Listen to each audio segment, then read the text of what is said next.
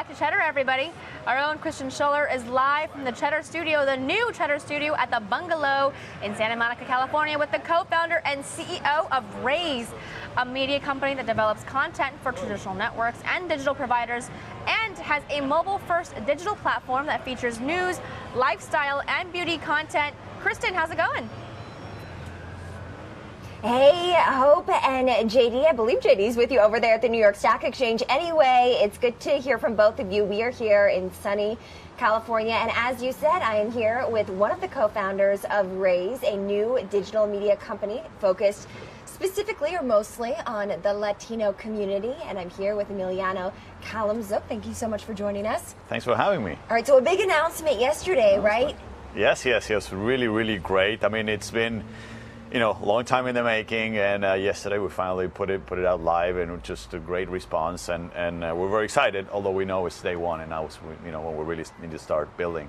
So 7 short-form series released just yesterday, Monday, as part of the launch, again, a mobile-first platform specifically targeting the Latino community. Now, walk us through some of the content that people will be able to get from this. At first, it's exclusively going to be in Spanish, right, before expanding into English content as well. Yes, I mean, I think we believe that the Latino community in the Americas, in the U.S. and Latin America, obviously is very diverse. You can't talk just about Spanish language or English language. People in the U.S. that were born here speak English. There's a massive amount of audience in Latin America that speak Spanish.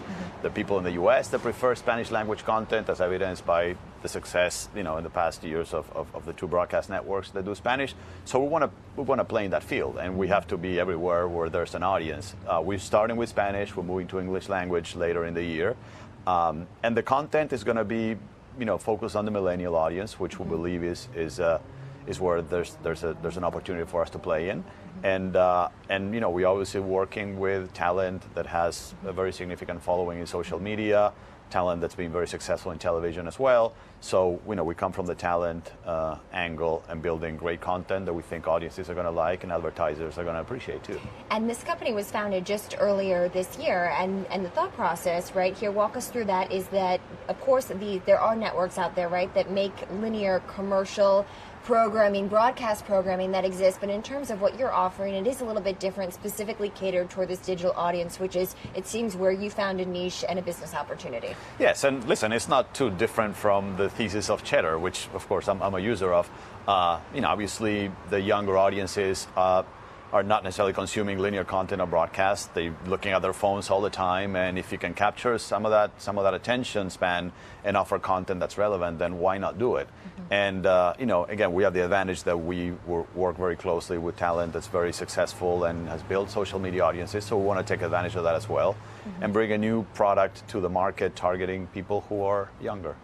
Okay, and then in terms of the content that we see on digital, it also sounds like there's a production studio and you're going to be developing content for networks as well. Yes, because we believe that the opportunity is not just building this direct-to-consumer network, but also I think the broadcast audiences and anyone that's targeting the Latino market in the U.S. wants content that targets younger as well. So because our management, is comprised of people that come from different walks of life, we have a lot of people coming from traditional television, people coming from digital, and I think we're a happy medium between both.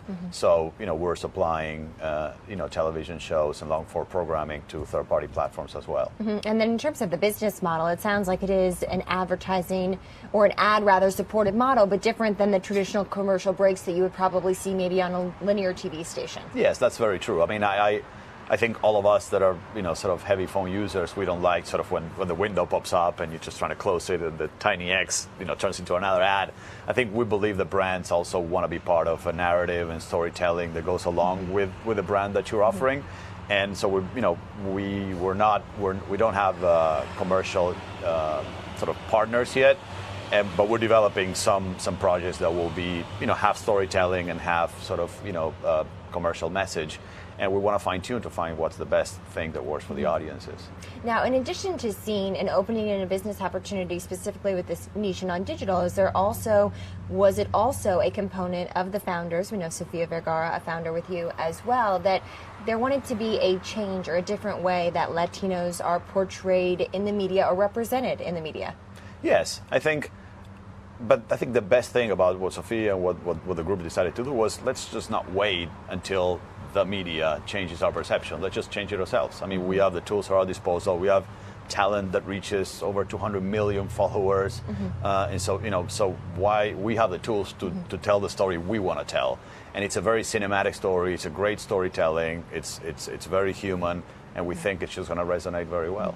So in these 7 short form series that just came out yesterday on the mobile platform, there's a foodie series, right? There's sort of an adventure thrill seeker series. There's also sort of a self-help, might be the wrong term, but one that is, dealing more with the problems of everyday life and growing up maybe as a teenager too, or a young millennial in your 20s, or maybe even early 30s per se. Yes, and I think, the Latino as the largest chunk of the multicultural audience in the U.S. is as American as anybody else, with our concerns, our interests, our stories, and they just haven't been told by mainstream media to the extent that they should. And I think this is a platform where we want to just tell those stories. And yes, it'll be food, it'll be travel, it'll be adventure, it'll be news too. I mean, we haven't launched a news product, but I expect the next probably 2 months we'll start having our own take on what's going on. You're going to venture into politics, or will that fall under the news umbrella? I mean, I think we will have it. This is a platform that will have something to say. This we will not be in the sort of breaking news business, but we'll be a voice of what almost 55 million people in this country think. And we, again, it's not going to be homogeneous. The young ones may have a different take as the older ones, but we're definitely going to have a perspective, a point of view, and we intend to be loud and make it heard. So Raze, R-A-Z-E, we should say. I want to know too how you came up with the name, because obviously Raze, R-A-I-S-E, means to raise up and elevate, but then Raze, R-A-Z-E, means to destroy almost. Yes. So what's the meaning behind the name, or the symbolism behind the name? And I'm actually very impressed because you picked on both elements that came up in why we picked the name. Raise as in raising and an uplifting and the optimism of things that are being born and growing, and raising as in kind of destroying the past to recreate a much brighter, better, and optimistic future. I think, in a way, the traditional media equilibrium is being disrupted by forces of technology. We want to make sure that what gets built next is as uplifting, optimistic, and provides a real value to an audience. So, it's like when you cut your hair. It's gonna grow. It's gonna grow stronger eventually. You got to get the razor cut to have it raise, R-A-I-S-E. Exactly. After that. Exactly. Some big time investors as well. We share one investor in Rain Ventures. Also, we know Graycroft is in it as well. And so, in terms of the money that you've raised, are you looking to raise more eventually, or what's the relationship and the dynamic like with investors? I think we are incredibly blessed by investors we have. These are people that are not just curious and active and incredibly supportive. They've been between Rain and Graycroft. They've been part of some of the biggest sort of digital media companies. And again, we're proud and honored to share an investor. So they're really part of this process. They're very enthusiastic. They provided not just capital, but infinite connections and advice and a playbook. So, right now I think we're building the product and it's going great. We have great news on the television side. I think we'll inject some liquidity as well. So, the plan is just to grow and then we'll figure out what the longer term is. Formerly an executive at Fox, you Yes. were, and so lessons that you learned at Fox, or experiences that you had at Fox that you think are shaping the way that this company is built? Just having Rupert Murdoch be sort of your boss for almost 15 years was one of the most humbling and powerful experiences I think you could ever have. And also, work with people that are very active today in tech, like Peter Chernin.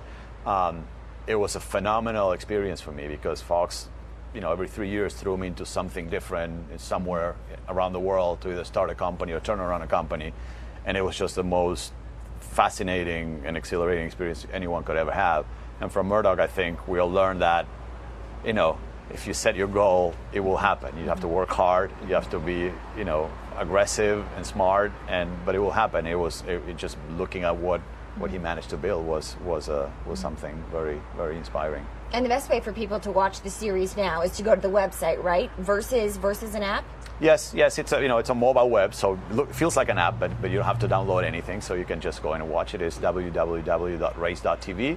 On Instagram is Raze Official, and also on YouTube, Raze Official, Facebook Raze. Probably not hard, maybe, to convince advertisers to come on, right, to the platform with such a large community that it is serving. I think we just want to make sure that not just redefining content, but also redefining how advertisers and audiences can interact. For us, it's not as simple as just let's run a commercial or run a banner. So we're putting a lot of thought and effort with a few partners, in this initial stage to figure out how do we make it an enjoyable experience and something that audiences ultimately, embrace. All right, content timeline from here. We are in the middle of a big production pipeline, shooting all over the place, and I think the next thing to drop will be probably news in the next 2-3 months, and we have 3 films in development with different talent and influencers that we work with. Again, aimed at the millennial audience, and we also are in advanced conversation with a broadcaster for a significant programming volume deal. Okay, so advanced talks with a broadcaster. We will stay tuned for that, yes. And we look forward to seeing the rest of your content. Emiliano, thanks so much for joining us. Thank you for having me. Yeah, again, co-founder of Raze, and we're going to toss it back to you on the floor of the Stock Exchange. All right, Kristen, thank you so much. That's Kristen Scholler there at the Bungalow, our newest Cheddar studio in Los Angeles, California.